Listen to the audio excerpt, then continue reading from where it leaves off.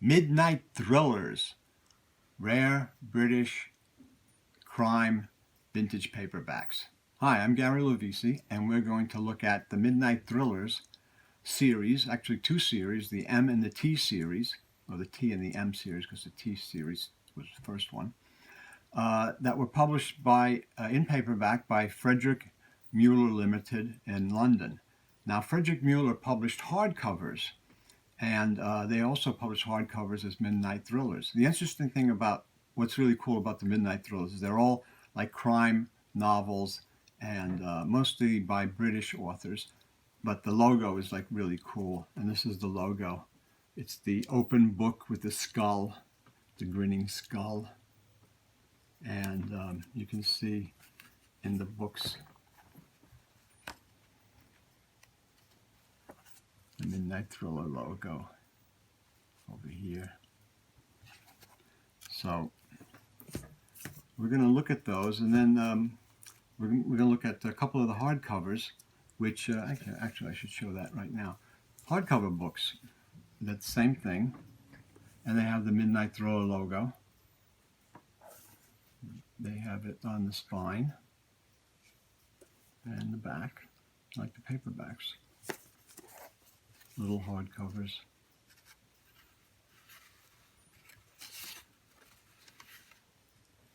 The thing is that it appears that the Midnight Thriller hardcovers were not reprinted in paperback. As far as I know, the hardcovers are separate and the paperbacks seem to be separate, which is very strange, but I've not been able to find out or determine that what I would assume is that they published them in England, Frederick Muller, as hardcovers, a Midnight Thriller, and then in paperback Midnight Thriller, but they seem to be separate series. So with that in mind, we're going to take a look at them now. There's two series, the T series, which was the first one, and then the M series. There's 18 books in the T series. I don't have them all, but I have quite a good group of them. And there's 14 books in the M series. And these were published from 1954 to about 1957. So I'm just going to take a look at some of them now.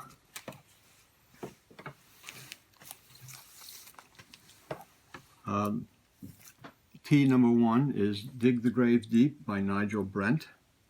And some of the covers have been done by Joe DeMarco, and you can see his name down here. So he did some of the cover art.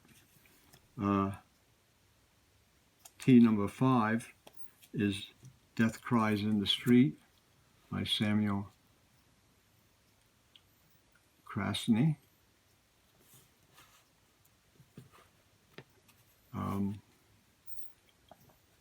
T number 6 is The Widow and the Web by Robert Martin.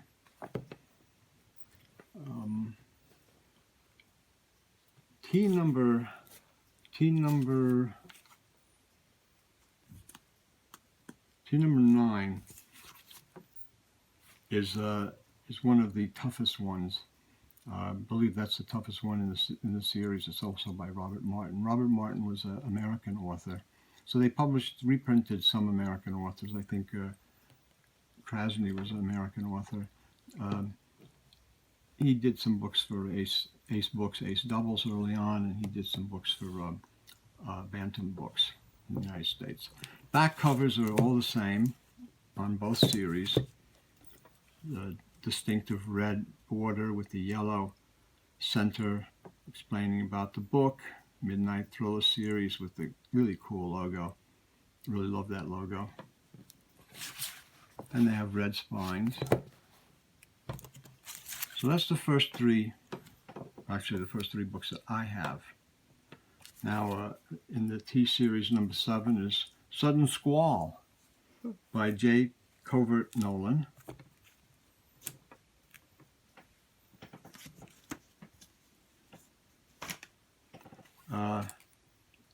T number 8 is Murder Swings High by Nigel Brent. Again, Nigel Brent. He did T number 1. T number 10 is again Inspector Flagg by John Cassels.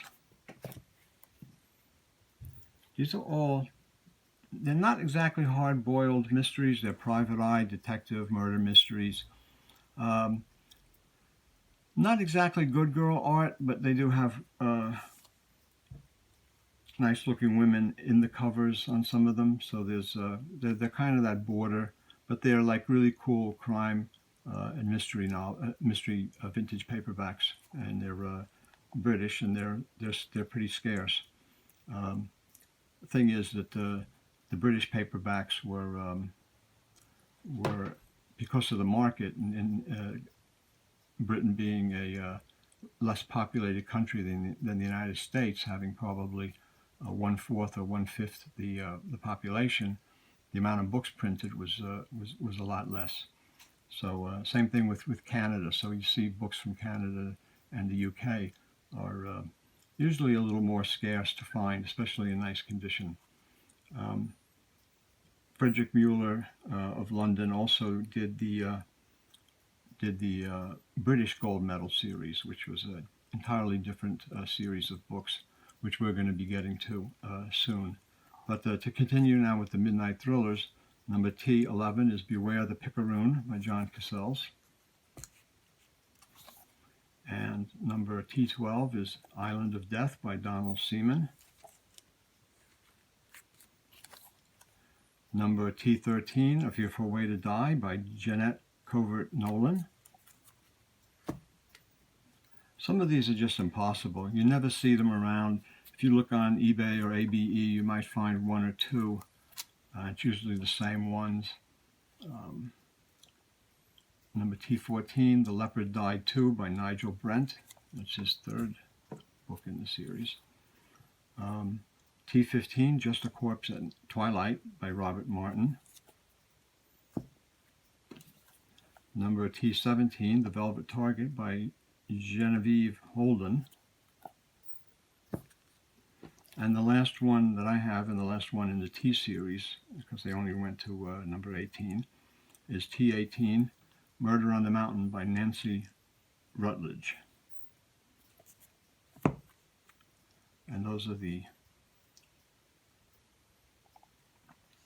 T series of Midnight Thrillers. It's not a complete run. There's I'm missing actually four of the T series, and I'm missing four of the M series, which we're going to go and take a look at now. So I'm going to move these over, move these up, and we'll look at the M series. M number 1, Motive for Murder by Nigel Brent. Not a very... I know that image from another book. Mm-hmm. It's from a Bantam. I painted that box. Yeah. It's no wizard on it, but... Yeah. The woman's face. It's a Bantam, it's copied from a Bantam book. I can't think of the name of it. Yeah. That was M number 1. M number 2 is The Other Body in the Tomb by Richard Starnes. This one I've had a couple of copies of. That doesn't mean that it's common, but a lot of these I've never seen a second copy of them. Number M4 is the Case for Inspector Flagg by John Cassels. Pretty cool cover. Woman running away in the car, falling over the cliff.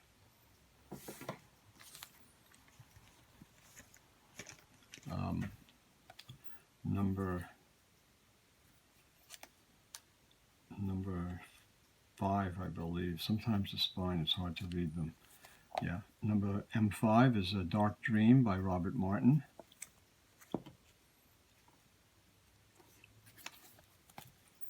Number M6 is The Venus Death by Ben Benson. He's another author, American author, that was published by Bantam Books in the United States. And number M7 is Widow's Mite by Elizabeth Sanax Holding. And Ace published her books in American paperbacks. Number 9, M9, is Enter the Picaroon by John Cassels.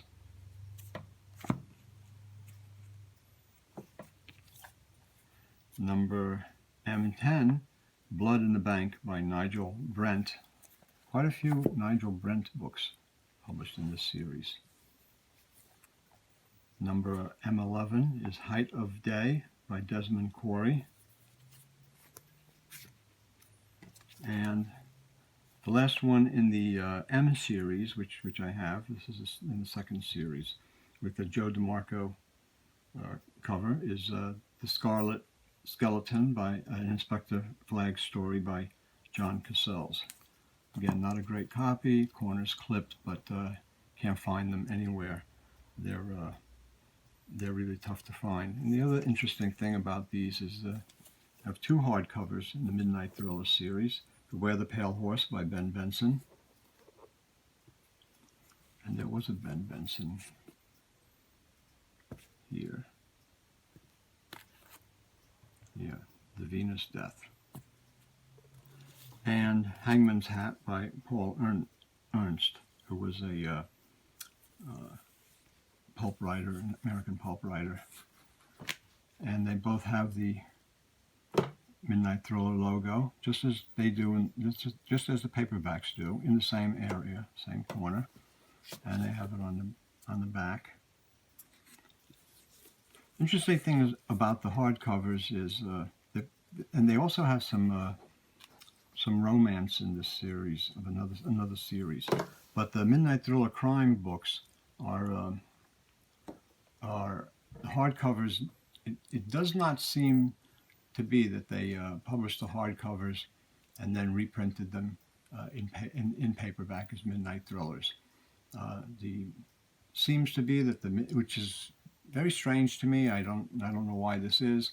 Maybe somebody will know that, but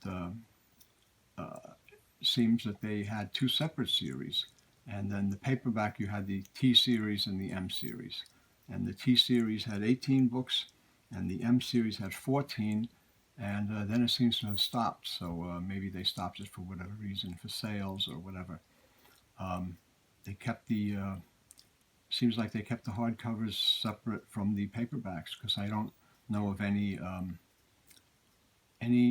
paperbacks in the Midnight Thriller series that were originally Midnight Thriller hardcovers. Some of them were in hardcover, but maybe by other publishers. So that's a question. Maybe somebody knows that for sure out there. The thing is that this is a really obscure series of books, British vintage paperbacks from, say, 54 to 57, 1954 to 1957. Kind of scarce. A lot of the collectors may have 2 or 3 of these books, probably never seen the rest of them. Just hope you enjoyed this look at this unique crime, murder, mystery series of British vintage paperbacks. And if you did, give us a thumbs up and a like, subscribe, tell your friends, and we'll see you next time. Thanks for looking.